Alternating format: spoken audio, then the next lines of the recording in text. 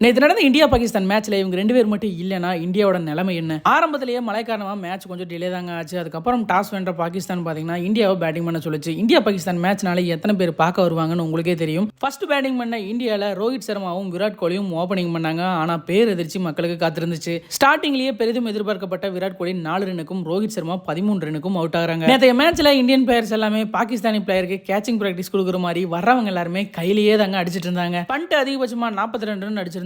சீரிஸ்லி ரொம்ப நல்ல பேட்டிங். அதே மாதிரி அக்ஷர் பட்டேலும் வந்து ஒரு 20 ரன் அடிச்சாரு. பாகிஸ்தானி பவுலர்ஸ் ரொம்ப அருமையா போட்டாங்க. இந்தியாவோட ஸ்கோர் 119க்கு 10 விக்கெட் போயிருந்துச்சு. ஆரம்பத்திலேயே பாகிஸ்தான் ரொம்ப அதிரடியா விளையாண்டாங்க. ஆனா ஈஸியா ஜெயிச்சிருவாங்கங்கிற சமயத்துல அங்க நடந்த விஷயமே வேறங்க. பும்ரா வேற லெவல்ல பவுலிங் போட்டாரு. அதே மாதிரி பண்ட் அருமையா கேட்ச் பண்ணாரு. ஹார்திக் பாண்டியாவும் தன்னோட கடமைக்கு ரொம்ப அருமையா பவுலிங் போட்டாருங்க. ஒரு வழியா பாகிஸ்தான் இந்த லோ ஸ்கோரைவே அடிக்க முடியாம திணறி தோத்துருச்சுங்க. Man of the match Bumrah கிடைச்சிருக்குதுங்க. நேற்று நடந்த மேட்சை பத்தி நீங்க என்ன நினைக்கிறீங்க அப்படின்னு சொல்லிட்டு கமெண்ட் பாக்ஸ்ல மறக்காம கமெண்ட் பண்ணிருங்க.